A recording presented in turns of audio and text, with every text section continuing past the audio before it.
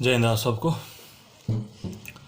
आप लोग social media या न्यूज़पेपर या टीवी चैनल पे आप देखते हो कि आए दिन रेप की खबर छपेगी या रेप की खबर आएगी तो वो तब आती है जब रेप होता है। सेम ऐसे ही है कि डेली एक न्यूज़ और छपती है अखबार में भी, सोशल मीडिया पे भी, और कहीं ना कहीं कोई न्यूज़ चैनल वाला अगर अच्छा वाला होगा कोई वो भी दिखा देता है। वो होती क्या है कि कहीं ना कहीं एक जवान शहीद होता है डेली, हर रोज़। और जवान ऐसा होता है 18 साल का जवान शहीद हुआ, और पिछले साल के हैं या 4 महीने पहले भर्ती हुआ था, 19 साल का जवान शहीद हुआ, अगले महीने दिसंबर में शादी थी उसकी और 21 साल का जवान शहीद हुआ। इस तरह की पाएगी खबर। वो होता क्या है कि उन जो इस एज के जवान होते हैं जो शहीद होते हैं उनमें क्या होता है, एक्सपीरियंस जो अनुभव होता है वो 0% होता है, और कहीं ना कहीं जोश और ताकत वो 100% होती है। तो उन्हें कोई मतलब नहीं होता, उनको बस क्या दिखता है देश, और वो भिड़ जाते हैं और जहाँ उन्हें भेजते हैं वो चले जाते हैं। उन्हें कोई मतलब नहीं कि तुम्हारे ब्लूट प्रूफ जैकेट है या नहीं है, तुम्हारे गोला बारूद तुम्हारे पास कितना है कितना नहीं, तुम दुश्मन की सेना अगर तुम्हें पकड़ लेगी या क्या होगा क्या नहीं, उन्हें कोई मतलब नहीं।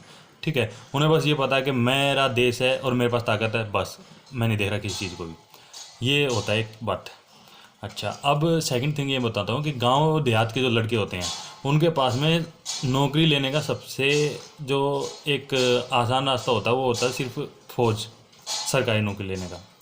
क्योंकि उन्हें पता अगर आप यहाँ लग गए तो लग गए, क्योंकि बाकी जगह उनके पास इतना होता नहीं कि वो कहीं आईपीएस की तैयारी करने बैठे, क्योंकि एक मिनिमम टाइम होता है उनके पास, उनके घर वालों के पास।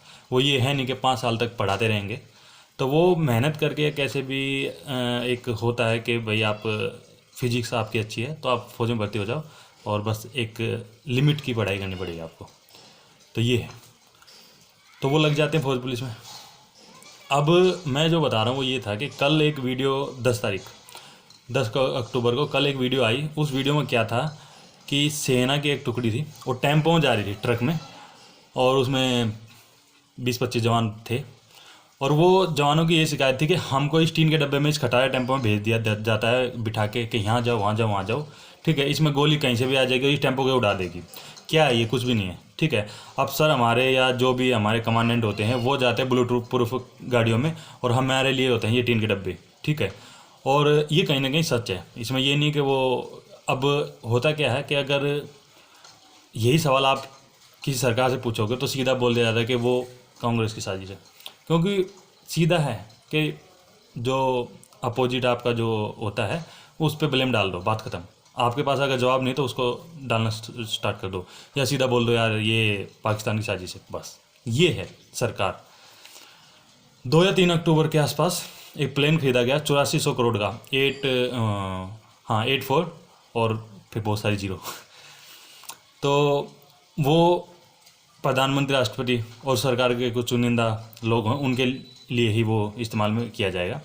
ठीक है, ये सब कुछ होता है, लेकिन मैं कहीं ना कहीं ये देखता हूँ कि फिर सेना के लिए आप क्या कर रहे हो।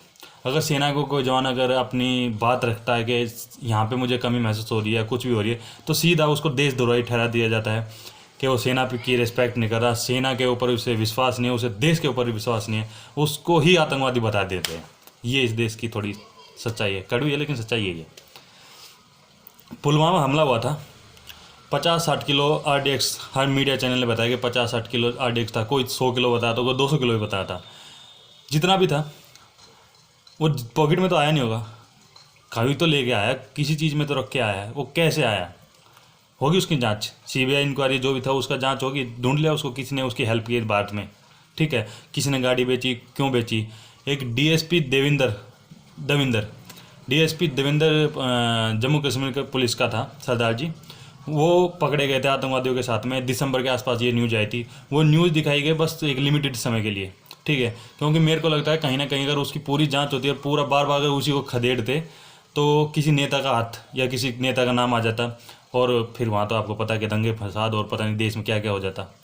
तो बस वही है कि उसको चुपचाप डालो जेल में, रफा दफा करो, और एक न्यूज़ देखी जाती है। अगर वहाँ पे अगर सरकार का कोई मसीहा, कोई सत्ता पक्ष का कोई, मेरे को लगता है कोई फंसने की कगार पे है, तो उस न्यूज़ को वहीं पे दबा देते हैं। ठीक है, नहीं तो उसको पूरा उछाला जाएगा। अब 4 महीने से सुशांत को इसलिए उछाल रहे हैं क्योंकि उद्धव ठाकरे और बाकी जो हैं उनको कहीं ना कहीं से उनके कपड़े फड़वाने हैं, क्योंकि फिर जब भी तो जो हमारी बीजेपी है उनकी इमेज एक साफ बनेगी।